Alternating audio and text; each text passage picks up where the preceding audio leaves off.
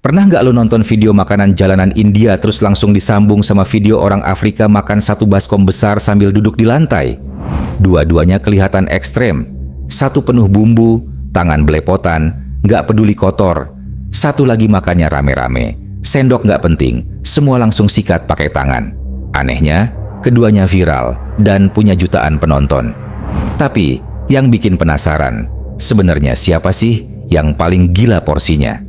Siapa yang paling jorok cara makannya? India atau Afrika? Kali ini, kita bakal adu habis-habisan dua raksasa street food dari dua benua yang beda budaya, beda rasa, tapi sama-sama bikin ngelus dada.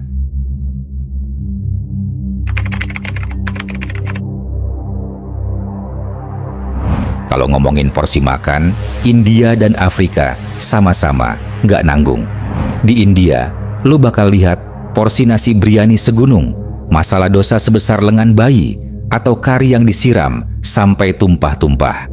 Sementara di Afrika, terutama di Nigeria dan Ghana, orang-orang makan dalam satu nampan besar yang isinya bisa buat satu keluarga.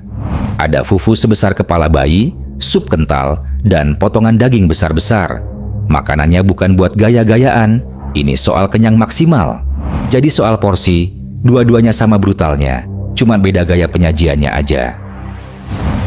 India punya kebiasaan makan cepat dan rakus, terutama saat street food. Lihat aja orang makan panipuri, belum selesai ngunyah, udah dikasih bola baru. Sementara di Afrika, makannya lebih lambat, tapi porsinya serius gede. Makan bareng jadi tradisi, dan satu porsi bisa habis dalam waktu lama sambil ngobrol. Jadi, walau India cepat dan brutal, Afrika itu kuat dan tahan lama, mirip maraton versus sprint. Uniknya, di Afrika banyak yang makan satu baskom rame-rame. Tangan-tangan masuk bareng ke satu wadah, tanpa sendok, tanpa cuci tangan dulu. Di India juga sama, tangan jadi alat utama, tapi biasanya makan sendiri-sendiri di atas daun pisang atau nampan. Ini bikin pengalaman makan di Afrika terasa lebih komunal, sedangkan di India lebih personal meski tetap pakai tangan. Kalau lo lihat challenge makan, dua-duanya punya atlet yang gila. Di India, ada cowok yang bisa ngabisin 20 roti canai sama 3 liter kari. Sementara di Afrika, ada ibu-ibu yang ngabisin 1 ember fufu dan sup hanya buat sarapan. Keduanya luar biasa. Bahkan, konten kreator dari dua benua ini sering viral karena makan cepat, banyak, dan tanpa ekspresi mual sama sekali.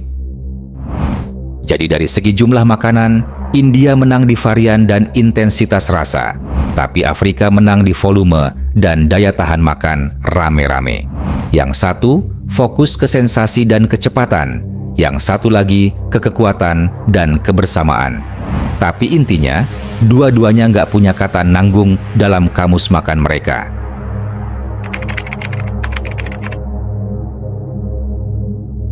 Sekarang kita masuk ke bagian paling ekstrem. Siapa yang paling jorok? Di India, kita sering lihat penjual makanan yang nggak pakai sarung tangan, bumbu ditaruh di ember, dan air cuci piring yang udah keruh tetap dipakai. Tapi di Afrika juga nggak kalah gila. Banyak pasar tradisional yang jualan makanan terbuka, daging digantung di tengah debu, dan lalat beterbangan santai.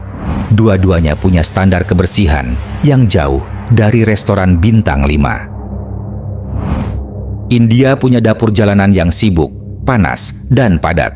Kadang, makanan disiapkan di pinggir selokan atau bahkan di atas tanah.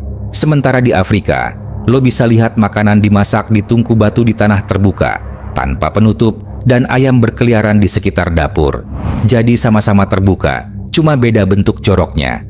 Yang satu penuh polusi jalanan, yang satu lagi penuh debu dan hewan peliharaan.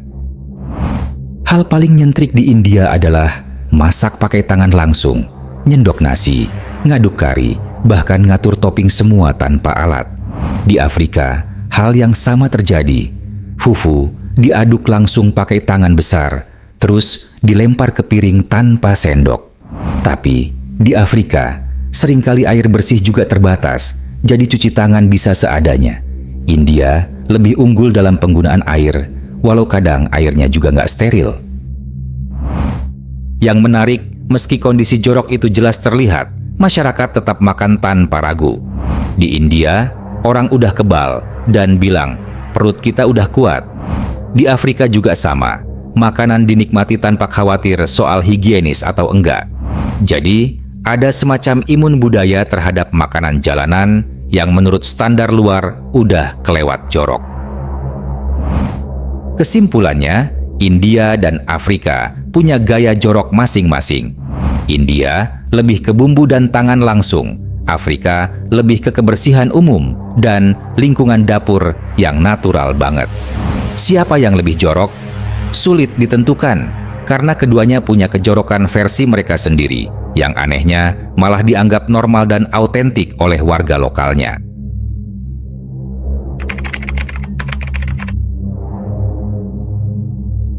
Walaupun secara tampilan dan kebersihan banyak yang geleng-geleng kepala, faktanya makanan jalanan dari India dan Afrika tetap dicintai. Banyak banget turis dan warga lokal yang rela antre buat dapetin satu porsi makanan dari pinggir jalan yang jorok. Kenapa? Jawabannya simple, karena rasanya luar biasa. Makanan jalanan India penuh bumbu, rempah, dan rasa yang meledak di mulut. Sementara di Afrika, lu akan ngerasain kekayaan rasa dari bahan-bahan lokal dan teknik masak tradisional yang kuat dan penuh emosi.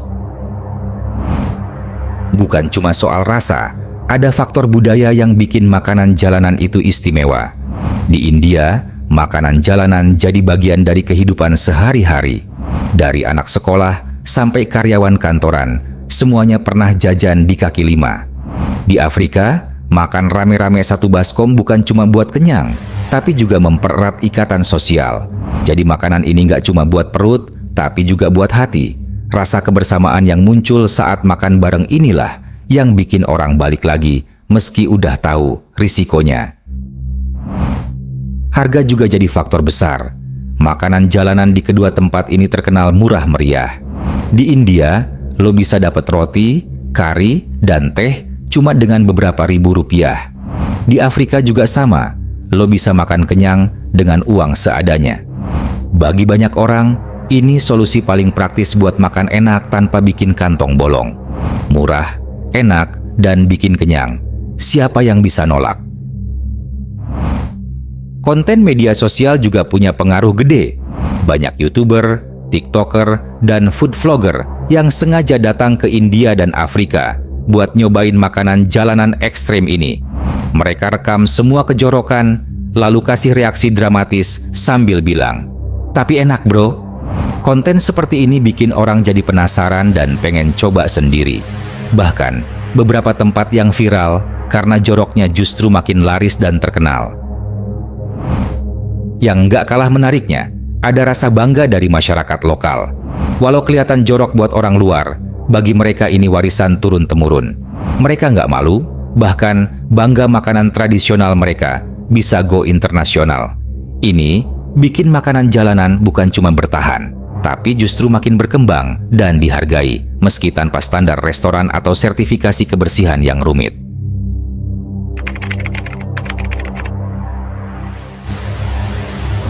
Jadi, pelajaran pertama yang bisa kita ambil adalah beda tempat, beda standar. Hal yang kita anggap jorok bisa jadi hal biasa dan wajar buat orang lain. India dan Afrika ngasih pelajaran soal toleransi budaya, terutama soal makanan. Kita nggak bisa langsung ngejudge makanan mereka cuma dari cara penyajian atau kebersihannya. Di balik itu, ada sejarah, ada budaya, ada kehidupan. Kadang justru yang terlihat jorok itu punya cita rasa yang nggak bisa ditandingi oleh makanan yang serba steril. Pelajaran kedua, makanan itu bukan cuma tentang rasa, tapi juga tentang cerita, emosi, dan pengalaman. Makan di jalanan India dan Afrika ngasih lo lebih dari sekadar kenyang. Lo bakal ngerasain adrenalin, kekaguman, bahkan syok budaya. Tapi, dari situlah justru muncul memori yang susah dilupain. Jadi kalau lo pengen coba makanan ekstrem, bukan cuma lihat dari kontennya aja, tapi siapin mental dan hati buat nerima budaya yang beda banget.